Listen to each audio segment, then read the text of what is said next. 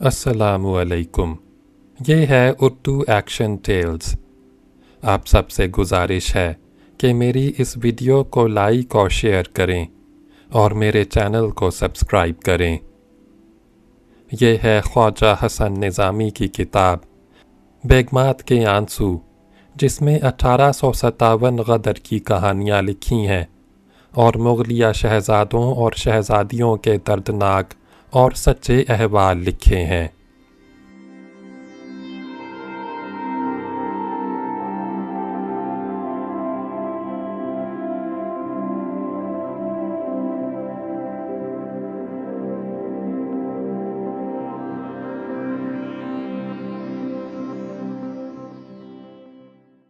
شہزادے کی جاروب کشی۔ آج اور کل کے فرق کو سمجھنے میں یورپین اور ایشیائی فلاسفروں کے اقوال پر غور کرنے سے بہت آسانی ہو جاتی ہے، مگر اس کو صرف دماغ سمجھ سکتا ہے، آنکھ کو مشاہدے کا لطف نہیں آتا۔ 14 اگست 1914 عیسوی سے جرمنی قوم کا آج پیش نظر تھا اور کوئی نہیں کہہ سکتا تھا کہ اس کا کل کیا ہوگا، مگر 1918 عیسوی نے بتا دیا، دکھا دیا اور سمجھا دیا کہ کل کی یہ حالت ہے، اور ایسا دکھایا کہ اب فلسفے کی ضرورت ہی نہ رہی۔ روس کا آج صدیوں سے مشہور تھا۔ ہندوستان کا بچہ بچہ اس کی آمد ہندوستان کا چرچا سنتا تھا اور ایک خوفناک وحشی اور موذی حریف کی چڑھائی کو آفت امن خیال کرتا تھا۔ لیکن آج ختم ہوا اور کل ایسا دیکھنے میں آیا کہ روس کا تاج و تخت ہی اوندھا ہو گیا۔ دہلی میں مغلیہ خاندان کا غلغلہ، اس کی تیغ زنی اور بزم آرائی کے وہ گوناگون صفات کے سبب گھر گھر شور مچا ہوا تھا، اور ہندوستان کا کوئی خطہ ان کی عظمت سے انکار کرنے کی مجال نہ رکھتا تھا۔ مگر جب ان کا آج ختم ہوا تو کل کی حالت کسی سے نہ دیکھی گئی۔ ایک دہلوی نے گریٹ مغل اور مغل اعظم کی تباہی کے افسانے خود انہی سے سن کر قلم بند کیے جن پر یہ افتاد پڑی تھی، تو ہندوستان نے لکھنے والے کے ان مضامین کو ماسٹر پیس کا خطاب دیا، اور اس کی انشا پردازی کو ان افسانوں کے باعث ہر دل عزیزی حاصل ہو گئی۔ دہلوی محرر نے خیال کیا، میری انشا کے کمال کو دیکھا جاتا ہے، واقعات پر کسی کی نظر نہیں جاتی، اور کسی کو یہ خیال نہیں ہوتا کہ ان سچے قصوں سے اپنی زندگی کے آج اور کل کو سمجھے اور نتائج نکال کر عبرت حاصل کرے۔ جو قوم پستی میں گرتی ہے وہ مقصود کے ذرائع کو مقصود بنا لیتی ہے۔ یہی حال ہندوستان کا ہے کہ اس نے تحریر کی داد دی، اس پر واہ واہ کی، اور واقعات اصل کی گہرائی پر کسی کی نظر نہ گئی، اور گئی تو اس کی تاثیر کو ظاہر کرنے کی ضرورت نہ سمجھی۔ 1917 عیسوی میں اپنے پیارے عزیز ملا محمد واحدی ایڈیٹر اخبار خطیب اور رسالہ نظام المشائخ کے پاس بیٹھا تھا۔ وہ میز پر سر جھکائے کام کر رہے تھے۔ ان کا عملہ بھی اپنے فرائض کی ادائیگی میں مصروف تھا، اور ان میں ایک جاروب کش کو دیکھ رہا تھا جو مستعدی سے صحن کو صاف کرتا تھا اور چمن کے پھولوں کو دیکھتا جاتا تھا۔ جب وہ کمرے کا صحن صاف کر چکا تو نل سے پانی لے کر پھولوں میں پانی ڈالنے لگا۔ پانی ڈالنے میں اس کے ہاتھ پھولوں کے ساتھ ایسی محبت کا اظہار کرتے تھے کہ اس کو میرے دل نے گل پرست خیال کرنا شروع کیا۔ جاروب کش نے ہر گملے کا کوڑا صاف کیا، مرجھائے ہوئے پتے توڑ کر پھینک دیے اور گملوں کو قرینے سے درست کرنے لگا۔ اتنے میں واحدی صاحب نے آواز دی، محمود جاروب کش۔ حاضر ہوا جناب، کہہ کر دوڑا اور ہاتھ باندھ کر سامنے آ کھڑا ہوا، اور ایک تازہ خدمت کا حکم سن کر تعمیل کو باہر چلا گیا۔ اس کی پھرتی، اس کی شائستگی، اس کا باقرینہ ادب مجھ کو بہت اچھا معلوم ہوا، اور میں نے خیال کیا کہ ایسا تمیز دار نوکر بہت کم دیکھنے میں آیا ہوگا۔ वाहिदी साहब से जारोब कश महमूद का हाल पूछा गया तो मालूम हुआ कि वो तैमूरी शहज़ादा है और शहनशाह दिल्ली से बहुत करीबी वास्ता रखता है।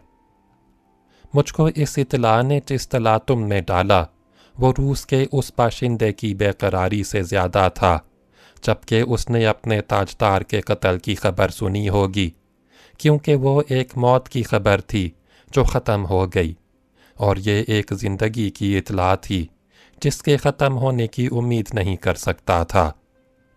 उस दिन के बाद मैं जारोब कश महमूद को उसके कदीमी लक़ब साहिब आलम से याद करता था, क्योंकि मुग़लई तख्त की बहाली के अयाम ने सब शहज़ादों को साहिब आलम कहा जाता था। यहाँ तक कि आखिरी अयाम में अंग्रेज़ अफसर भी अदना से अदना मुतवस्सिल नस्ल शाही को साहिब आलम के बुलंद खिताब से मुखातिब करते थे। मिर्ज़ा महमूद एक नौजवान आदमी है। अब भी दफ्तर अखबार खतीब के करीब उसका मकान है। छोटे छोटे बच्चों का बाप है जो शायद अब तक अपने फ़ख्र को भूले नहीं होंगे, क्योंकि पेट की मजबूरी से जब अपने बाप को खिदमतगारी करते देखते हैं तो शर्माते हैं। फाते कौम के बच्चों को काम करने और मुशक्क़त से रोज़ी पैदा करने में कभी यार का ख्याल नहीं होता, बशर्ते कि उनको उम्मीद हो कि वो इस तकलीफ़ के बाद फिर एक उरूज और कामयाबी के ज़माने में जाने वाले हैं, वरना ज़िंदगी उनको दोज़ख नज़र आने लगती है। तैमूर बाबुर हुमायूं ने अपने पोते मिर्ज़ा महमूद से ज़्यादा ज़माने की जफ़ा और दुनिया के ख़तरों का तमाशा देखा था, मगर आखिर में सब ख़त्म हो गए। मिर्ज़ा महमूद क़यामत तक ये तवक्को नहीं कर सकता कि उसकी गर्दिश के दिन भी कभी फिरेंगे और वो ज़लील खिदमतकारी से निजात हासिल करेगा। मिर्ज़ा महमूद को शायद आज और कल के फ़र्क समझने का कभी ख्याल न आता होगा, वरना वो एक ही दिन में कामिल वली बन जाता और खिदमत लेने वाले उसके घर पर सर झुकाते हुए आते।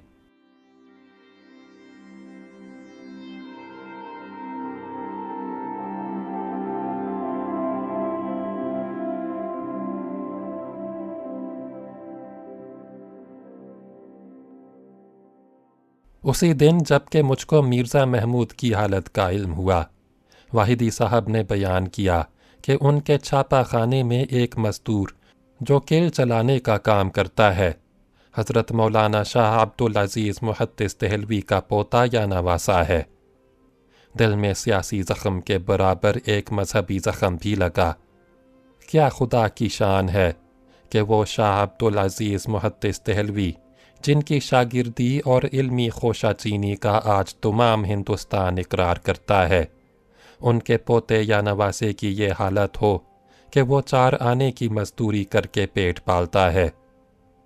इससे मौजूदा हिंदुस्तान के बड़े आदमी आज और कल का नतीजा निकाल सकते हैं और उनको अपने अरूज व इक़्तिदार की नापायदारी का अंदाज़ा हो सकता है। स्पेन के कसरुल हमरा और उसके बसने वालों की बर्बादी तारीख़ों में पढ़कर दिल की इबरत 8-8 आंसू रोती है, मगर लाल किला दिल्ली के रहने वालों और हिंदुस्तान पर ख़ुद मुख्तार हुकूमत करने वालों की तबाही पर कोई एक आंसू भी नहीं बहाता। महमूद जारोब कश का कदीमी मकान दफ्तर खतीब से 100 कदम के फासले पर लाल किले में था, जहाँ जवाहिरात जड़े हुए पाखाने गुसल खाने थे, जहाँ ताजो तख्त की धूम थी, जहाँ लौंडी गुलाम कमरे बांधे हुए दौड़ते फिरते थे।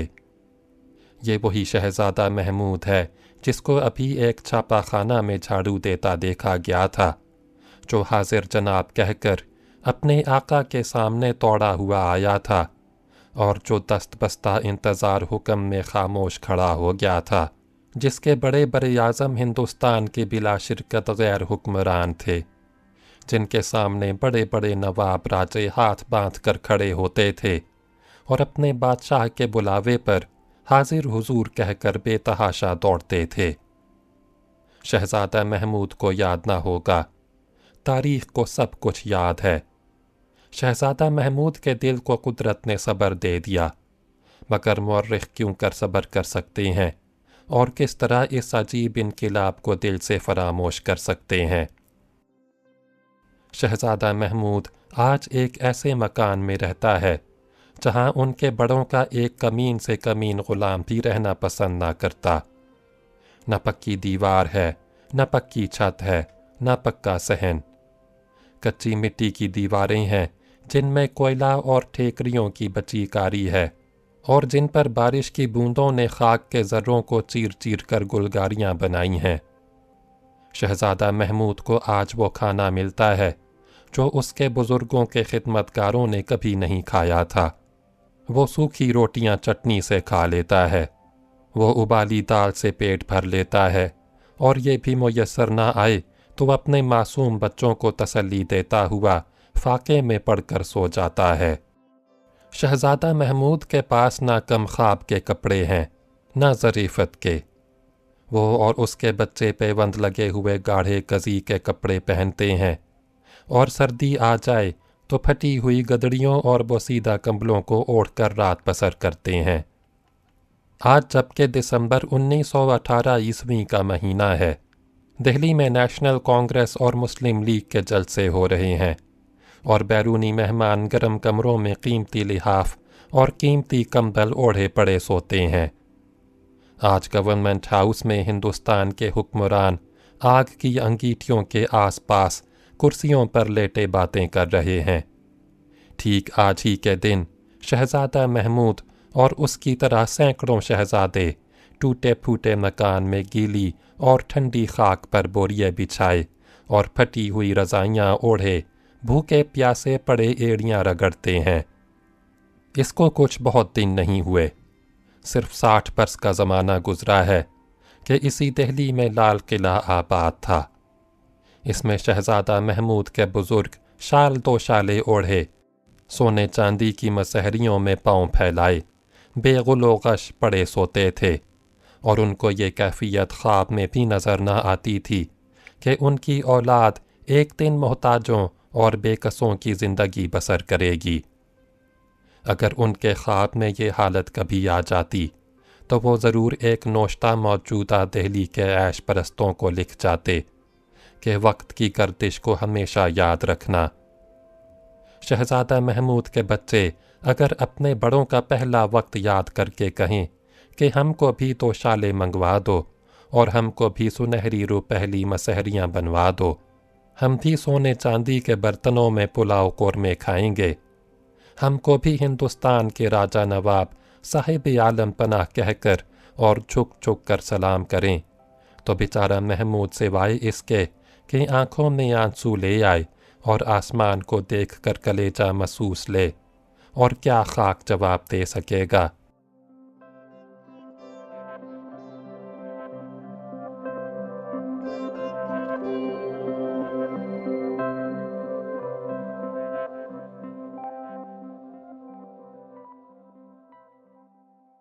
دہلی والوں کو معلوم ہے کہ لال قلعے کے شہزادے بڑے موسم پرست تھے۔ سردی، گرمی اور خصوصاً برسات کے موسموں سے خوب لطف اٹھاتے تھے۔ ہر موسم کی ترکاریاں، ہر موسم کے کپڑے، ہر موسم کے کھانے دریا دلی سے غریبوں، محتاجوں کو بانٹنے اور کھلا کر کھانے کا ان کا معمول تھا۔ مگر آج شہزادہ محمود کے بچے نہ سردی کی کوئی اچھی چیز کھا سکتے ہیں، نہ گرمی کی، نہ برسات کی بہار ان کے گھر میں آتی ہے، نہ اور کوئی خوشی۔ ان کو تو پیٹ بھر کر روٹی اور تن ڈھکنے کو کپڑا بھی پورا نصیب نہیں ہوتا۔ وہ بالکل بھول گئے کہ ہم شہزادے ہیں۔ ان کو بالکل یاد نہیں کہ ہم اس دہلی اور ہندوستان کے بادشاہ تھے۔ آج تو وہ سمجھتے ہیں کہ ہم ایک خدمتگار باپ کے بچے ہیں جو 10 روپے مہینے کا نوکر ہے، جو صبح اندھیرے سے نوکری پر جاتا ہے اور رات کو اندھیرے میں واپس آتا ہے۔ ان بچوں کو اس کی خبر نہیں کہ ان کے بڑے عید کے دربار کرتے تھے اور لاکھوں روپے اور شال 2 شالے غریبوں کو تقسیم کرتے تھے۔ وہ تو یہ جانتے ہیں کہ کسی عید میں ان کو نئی جوتی نصیب نہیں ہوتی اور نہ کوئی نیا کپڑا بنتا ہے، کیونکہ ان کا باپ کہتا ہے کہ بیٹا اب کی جوتی اور کپڑا مہنگا ہے۔ میاں نے تنخواہ جو دی تھی وہ آٹے والے کے پاس چلی گئی اور پھر بھی اس کا قرضہ باقی رہ گیا۔ خدا دے گا تو تم کو چوک پر سے پرانی جوتیاں خرید کر لا دیں گے، اور وہ انہی کہنا اور پرانی جوتیوں کے شوق میں انتظار کا زمانہ خوشی سے کاٹ دیتے ہیں۔ جنگی بخار کے زمانے میں جبکہ ان بچوں کا باپ زمین پر بخار میں پڑا ہوا ہائے ہائے کرتا تھا، ان بھولے اور معصوم بچوں نے کئی وقت فاقوں میں گزار دیے اور اپنے ننھے ننھے ہاتھوں سے دعائیں مانگیں کہ اللہ میاں ہمارے ابا جان کو اچھا کر دو۔ چھوٹے بچے نے اگر روٹی کی ضد کی تو بڑی بہن نے اس کو کلیجے سے لگا لیا اور کہا، دیکھو ابا اچھے ہو جائیں گے تو آٹا لائیں گے، اماں روٹی پکائیں گی، ہم تم مل کر کھائیں گے۔ بچہ کہتا، ابا کب اچھے ہوں گے، مجھے تو بھوک لگی ہے۔ تو بہن کہتی، گھبراؤ نہیں، اب اچھے ہو جائیں گے اور بازار جائیں گے۔ بچہ مصیبت کی ماری شہزادی یعنی اپنی ماں کے پاس جاتا اور کہتا، تو اماں جان روٹی دیتی، اس کو پیار کرتی اور کہتی، بیٹا روٹی کہاں سے لاؤں، خدا کمانے والے کو جان سے بچا لے، ابھی تو اسی کے لالے پڑے ہوئے ہیں۔ میاں ہم غریب لوگ ہیں، نہ ہمارے پاس دوا ہے، نہ روٹی ہے، نہ کپڑا ہے۔ خدا خوش رکھے حکیم اجمل خان کو جنہوں نے دوائی کا اور کھانے کا بندوبست کیا، اور خدا خوش رکھے اس محلے کے نیک آدمی محمد علی کارخانہ دار کو جو تمہارے ابا کی اور سارے محلے کے بیماروں کی خبر گیری کر رہے ہیں۔ انہوں نے کھانے کو بھی پوچھا تھا، مگر میں غیرت کے مارے کہہ نہ سکی کہ میرے یہاں کھانا نہیں ہے۔ ہم تیموری نسل کے لوگ ہیں، کیوں کر بھیک مانگیں اور خیرات کی روٹی طلب کریں؟ یہی بہت ہے کہ خیرات کی دوا تمہارے ابا کے لیے لے لی ہے۔ دیکھو بیٹا، تم ہندوستان کے بادشاہ کی اولاد ہو، اور بادشاہ کی اولاد بھیک نہیں مانگا کرتی اور نہ خیرات لیتی ہے۔ تم بڑے ہو کر کبھی بھیک نہ مانگنا اور اپنے باپ کی طرح محنت مزدوری کر کے روٹی کمانا۔ بچے نے رو کر کہا، اچھا اماں، میں کسی سے نہیں مانگوں گا، مگر تم تو مجھے روٹی دو۔ اس وقت اس محتاج اور بے بس شہزادی نے آسمان کو دیکھا اور کہا، اے مالک، تو ہی سب کا رزاق ہے، تو ہی سب کا عیب پوش ہے۔ یہ معصوم بچے بھوک میں بلبلا رہے ہیں، میں کس سے اپنا دکھڑا کہوں اور تیرے سوا اور کون سننے والا ہے؟ ہم پر رحم کر اور بیمار کو اچھا کر دے۔ خدا کے فضل سے اب شہزادہ محمود تندرست ہو گیا اور کسی اچھے روزگار میں مصروف ہے جہاں اس کے مصارف کی ضرورتوں میں کمی نہیں پڑتی۔ مگر آج اور کل کے فرق سمجھنے کو اس کی اور اس کے خاندان کی حالت جو دہلی میں آباد ہے اور جس کی پریشانیاں اظہر من الشمس ہیں، بہت کافی ہیں اور بغیر کسی فلسفیانہ منطق کے انسان عروج و زوال، ذلت و عزت، بے نیازی و محتاجی کا عینی تماشا دیکھ سکتا ہے، اور نتیجہ نکالنے میں اس کو کچھ مشکل پیش نہیں آتی۔ او جاروب کا شہزادے، تو اور تیری موجودہ زندگی تیرے خاندان کے گزشتہ عروج کا تصور کرنے کے بعد دنیا کے حکمرانوں اور دولت کے دیوانوں کے لیے ایک تازیہ عبرت ہو سکتی ہے، اور فانی جاہ و منزلت کا غرور دماغ سے اس طرح نکل جاتا ہے جس طرح دھوپ سے سیل اور ترشی سے نشہ، اور یہی اس سرگزشت کے لکھنے کا مقصد ہے۔ غدر کی سیدانی زکیہ بیابانی اگلی ویڈیو میں سنیں۔